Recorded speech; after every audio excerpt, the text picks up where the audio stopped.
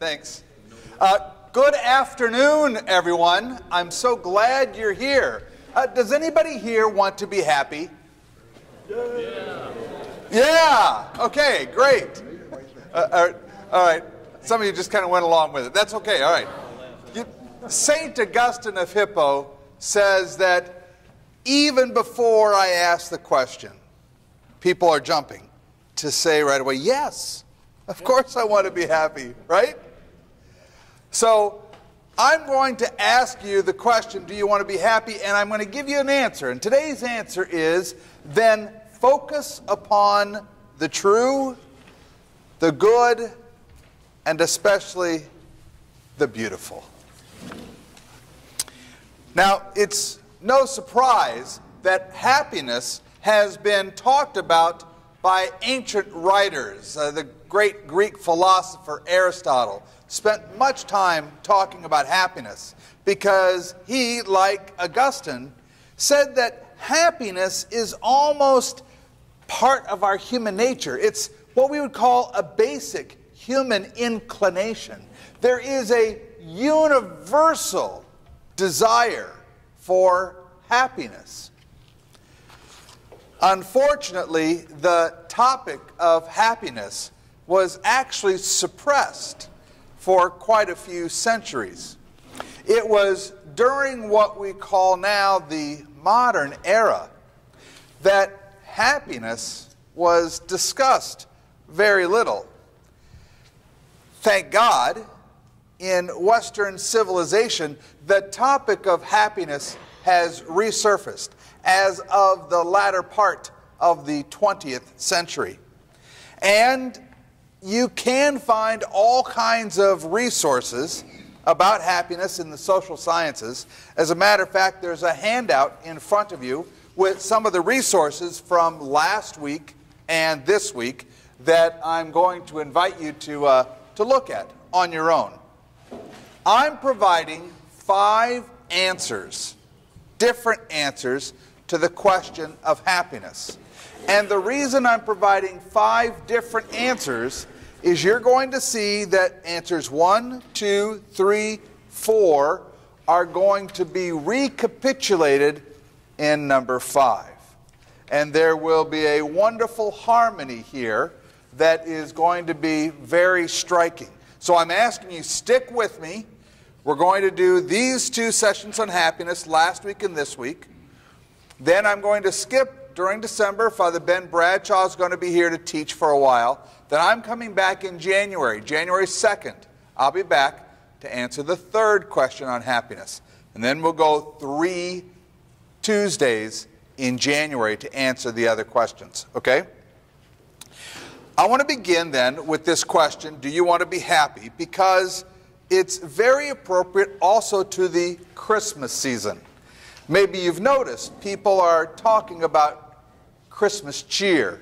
Maybe you hear some songs that talk about it's the most wonderful time of the year, right? I would suggest too that there is a lot of time and energy and expense spent on making our buildings and our institutions and our homes beautiful at Christmas time, right? Don't we do that? Okay. So one of the benefits of happiness resurfacing in the 20th century is that now we have social science to confirm what had been forgotten for a long time.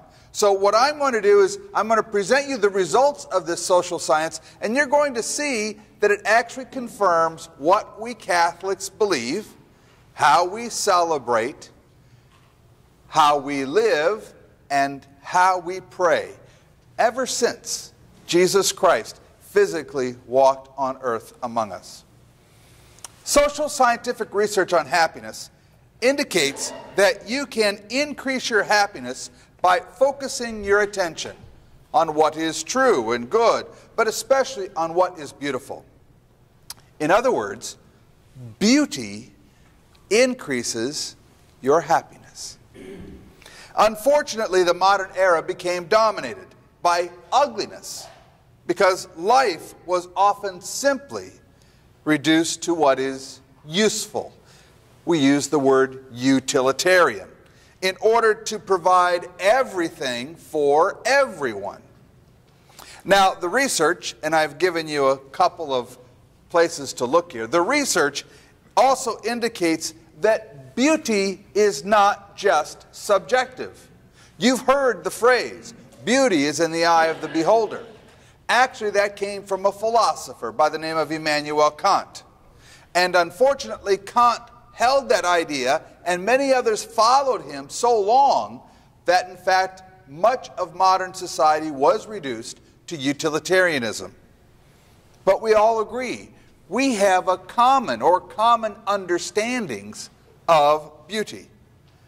In other words, we could say that even though we have different tastes, beauty is objective. I submit that probably everyone here would agree this is a beautiful picture in a beautiful church of some beautiful women, right?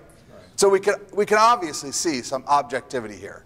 And it just so happens that I'm married to one of them, and the other two happen to be our daughters.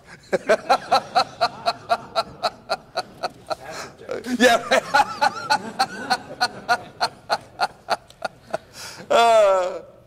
According to research, those who said they regularly took notice of something beautiful were 12% more likely to say that their lives were satisfied compared to those who didn't identify something beautiful. Now, focusing on the positive and appreciating those things more leads to happiness in less than a week. Okay, so research says if you focus on something positive, it will actually increase your happiness, and you can do that within less than a week. So in one study, 3 groups were identified. One group was told to focus on all the upbeat things that they could find. Sunshine, flowers, smiling pedestrians. Another group was to look at negative stuff. Graffiti, litter, frowning faces. And the third group was instructed to take a walk, just for exercise. At the end of the week, 1 week, when the walker's well-being was tested again, those who had deliberately targeted positive cues were happier than before the experiment. The negatively focused subjects were less happy, and the just plain exercisers scored in between. Now the point is, you see what you look for. And you can train yourself to attend to the joy out there waiting to be had, instead of passively waiting for it to come to you. Let me say that again. You see what you look for, and you can train yourself to attend to the joy out there waiting for it to be had, instead of passively waiting for it to come to you. So, why don't you ever see hippopotamuses in a tree? Gravity. Because they're really good at it. Okay, all right, that didn't work, did it? All right. Why don't you see hippopotamuses in a tree? Because they're really good at it. Okay, all right. I thought that was better. I thought that was funnier than. Did you mean hiding in a tree? Hiding, yeah. Right. I didn't say hiding? No. Oh, well, joke's on me, isn't it?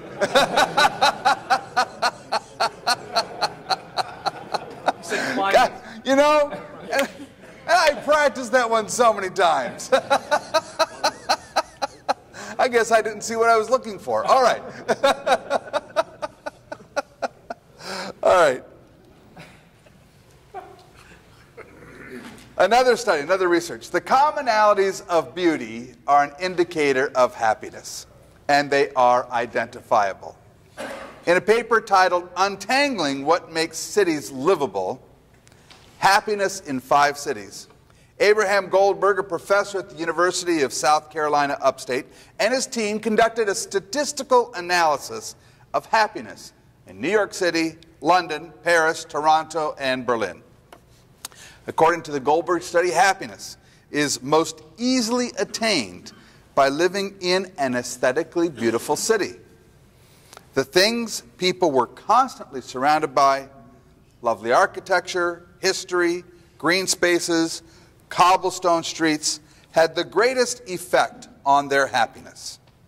The cumulative positive effects of daily beauty work subtly but strongly. The cumulative positive effects of daily beauty work subtly but strongly. In an attempt to measure this daily happiness,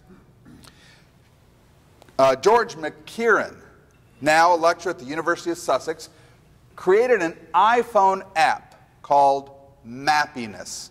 Mappiness. I don't know if anybody here has used it before. Anyhow, this was when he was a graduate student at the London School of Economics. Hundreds of thousands of people use it, and the concept is simple. The app beeps twice a day and asks a series of questions. How happy are you feeling? How awake do you feel? How relaxed are you? Then it asks another set of questions to contextualize your situation. Who are you with? Are you inside or outside? As you're answering these questions, the app tags your location via GPS, and the whole process only takes about 20 seconds. Now, deceptively simple, the answers to these questions provide a lot of information on happiness. And the times that people recorded happiness the most, or the highest levels of happiness, were during sexually intimate moments, thank God, during exercise, because endorphins are released, but the next 3, while attending theater, ballet, or concert, visiting a museum or an art exhibit, and engaging in artistic activity. Now those were, remember, these were mostly people who lived in cities. But notice what they identified.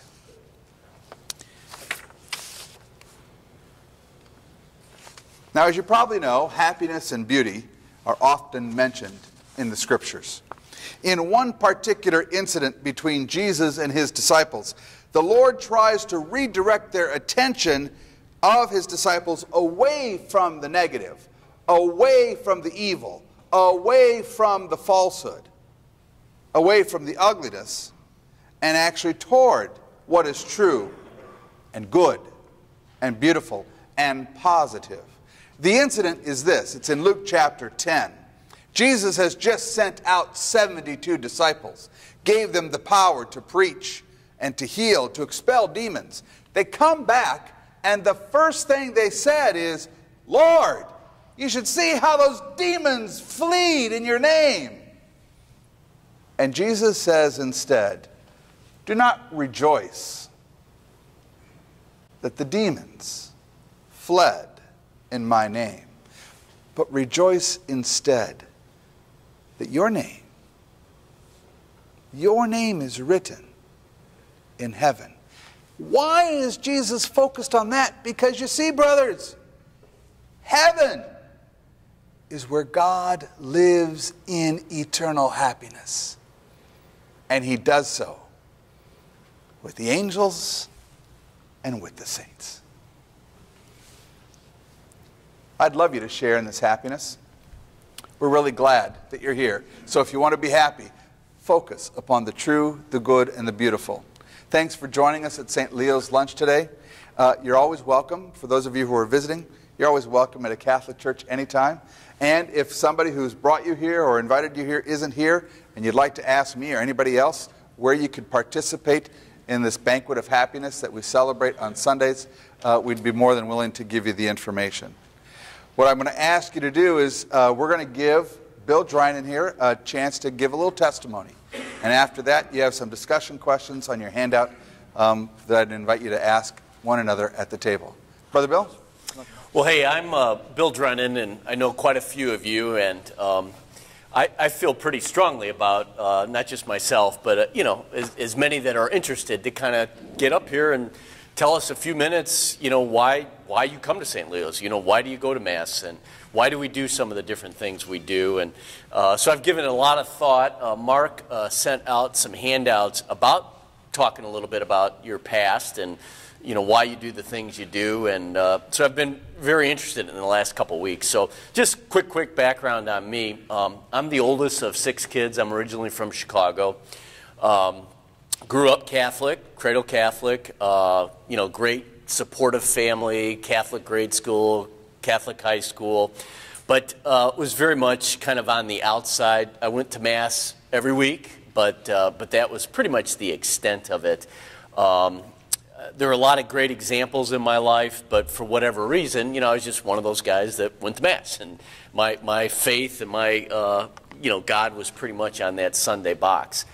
So, you know, kind of fast forward a little bit. I'll give you a couple other pieces. So I'm married. I've been married for 31 years. I've got 3 kids, Maggie, Charlie, and Michael. They're all grown. And I have a son-in-law, Eric, and a daughter-in-law, Ellie, and I have a brand-new granddaughter, Amelia Claire. And I could spend the next few minutes talking about her, but I'll spare you of that. But so anyway, just a little background on who I am. So kind of the big event that really changed things, that kind of woke up me to my faith, was a very clear date. September 28th, 2001. So it's been quite a few years. And my wife was diagnosed with leukemia on that date. And she's, you know, she's a great fighter, and her health is excellent today. She's doing great today. But I just kind of want to share just a couple things that happened. And I think I'm very much a typical guy. And, you know, you face something like this, or you face something in business or whatever. It's like, okay, we'll figure it out. I'll figure it out. You know, I'm a guy type thing. Well, three friends came over to our house, and 2 I knew very well. 1 I kind of knew a little bit. My wife knew a little bit. Go to church here at St. Louis, and basically said, you know, we're going to bring you guys meals. The church is going to bring you meals. We're going to get frequent flyer tickets so you can go out and visit your wife. My wife had to go out of town for part of her healing process. We're going to have people clean your house. We're going to have people take your kids to school, to soccer practice, you know, to whatever's going on. We're going to give you some money if you need some money. Just, you know, the list goes on and on and on. And I'm like, no, I got it. I don't need any of that. I got it, you know, typical man thing. And this one friend, she just looked me in the eye and she said, hey, it's your time to be Christ and to really let others be Christ to you. And it just floored me, because I'm like, you're right. You know, we need to be Christ to others, but we need to let others be Christ to us as well. And it was a real turning point to see the body of Christ in action. And really, ever since that time, I've been involved with Curcio and Men's Morning and lots of different ministries. But it was the wake-up call, and the wake-up is, you know, I was kind of a lazy Catholic, a lazy Christian, and you know, God wakes us all up at different times in our life, and this was my wake up. And he's like, your clock is ticking, and you need to be part of this body of Christ, and you need to, you know, of course, be holy, but you need to be active, and you need to get others involved.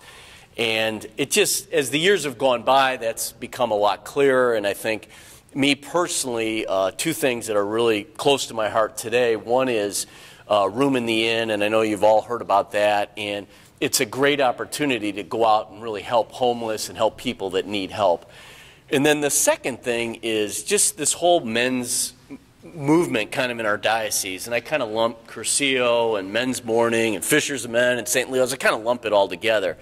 But I think we're all called as men to you know, really help others along and to help them on their journey, and to be active, be very, very proactive. And a couple Sundays ago was the gospel on the talents, and every single one of us, has been given talents, and some have been given more than others, but we're all been given talents, and we got to do something with it. And one of the things in that gospel that they basically say is when the master comes back, job well done. You did a good job. And I think when I face my judgment day, I want God to say, job well done.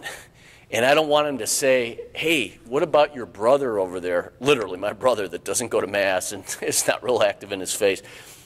Why didn't you bring him along? Why didn't you bring along, your neighbor? Why didn't you bring along whoever? And that's why I feel like there's some real urgency for us to, not just us, but for me to live life with our eyes open, to see what God's talking to us about, and to really, make a difference in definitely our actions, but also our words as well. Thank you.